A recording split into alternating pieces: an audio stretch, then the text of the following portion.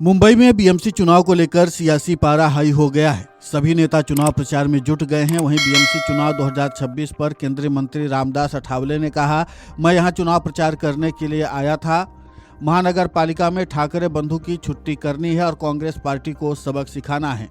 महायुति के उम्मीदवार को जिताने के लिए अपील करने के लिए मैं यहाँ आया था।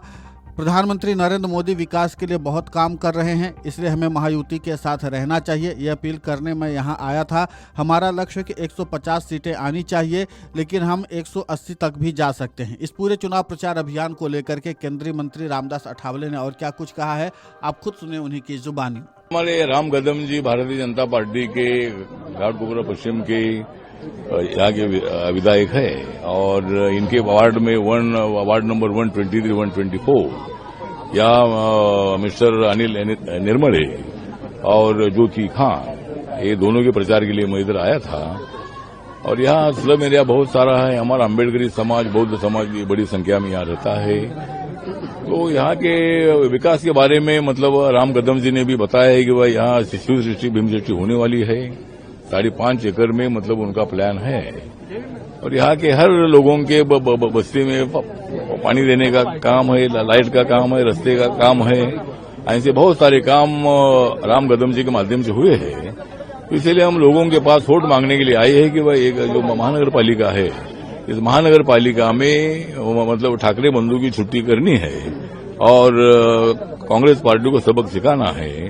और जो हमारी महायुति है, जो देवेंद्र फडणवीस जी के नेतृत्व में बीजेपी है और एकनाथ शिंदे जी के नेतृत्व में शिवसेना है, आरपीआई के नेतृत्व में मैं हूं, तो मतलब हमारी महायुति है। तो हमारी महायुति कैंडिडेट को चुनकर देना चाहिए, ये अपील करने के लिए आज मैं इधर आया था। और नरेंद्र मोदी जी विकास के लिए बहुत बड़ा काम कर रहे हैं, देश का चेहरा मोहरा बदल रहा है और इसीलिए हमने महायुति के साथ, एनडीए के साथ रहना चाहिए। ये अपील करने के लिए आज मैं यहाँ घाटकोपर में अपना जो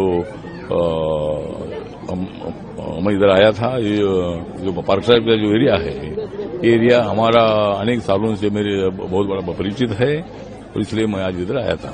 महायुति को कितनी लग सकती है? अभी जो 227 सीटें, हमारा लक्ष्य है कि भाई 150 से ज्यादा सीट हमारी चुनकर आनी चाहिए। तो जिस तरह विधानसभा में भी हुआ कि हमारी अपेक्षा से भी ज्यादा सीटें आई, उसी तरह हमारी अपेक्षा तो यहाँ 150 की है, लेकिन हम 180 तक भी जा सकते हैं। तो इसी तरह हमारा कोशिश है कि मैक्सिमम सीटें चुनकर लाने का हमारा प्रयत्न है। आपने आपकी स्पीच में कहा अगर उद्धव ठाकरे जी शिवसेना के साथ नहीं जाते थे तो उनके पास रहता था अभी भी। हाँ, तो मतलब अगर उद्धव जी अगर वहां नहीं जाते थे तो धनुष्यबाण उनके साथ रहता था। वो वहां चले गए, इसलिए धनुष्यबाण हमारे पास आ गया। इसीलिए मतलब वो तो उद्धव जी ने गलती की है और वो गलती मतलब जिंदगी भर कभी भूलेगी नहीं और उनको अभी धनुष्यबाण मिलेगा, ऐसा मुझे लगता है। आपको बता दें कि देश की सबसे अमीर नगर निकाय बृहन मुंबई महानगर पालिका यानी बीएमसी के आगामी चुनावों में सियासी मुकाबला बेहद दिलचस्प हो गया है। अगले सप्ताह होने वाले इन चुनावों में मुंबई के 4 पूर्व मेयर और 3 पूर्व उप मेयर चुनावी मैदान में उतर चुके हैं, जिनमें से अधिकांश को शिवसेना उद्धव बाला साहेब ठाकरे गुट ने टिकट दिया है। दरअसल बीएमसी सहित महाराष्ट्र की 29 नगर निकायों के चुनाव 15 जनवरी को होंगे, जबकि नतीजे 16 जनवरी को घोषित किए जाएंगे। 227 वार्डों में होने वाला बीएमसी का ये चुनाव राजनीतिक रूप से बेहद अहम माना जा रहा है। इस बीच मुंबई के अगले मेयर को लेकर मराठी या गैर मराठी और हिंदू या मुसलमान होने की भी बहस तेज हो गई है, जिसने इस चुनावी माहौल को और भी ज्यादा गर्मा दिया है। Video desk amarujala.com।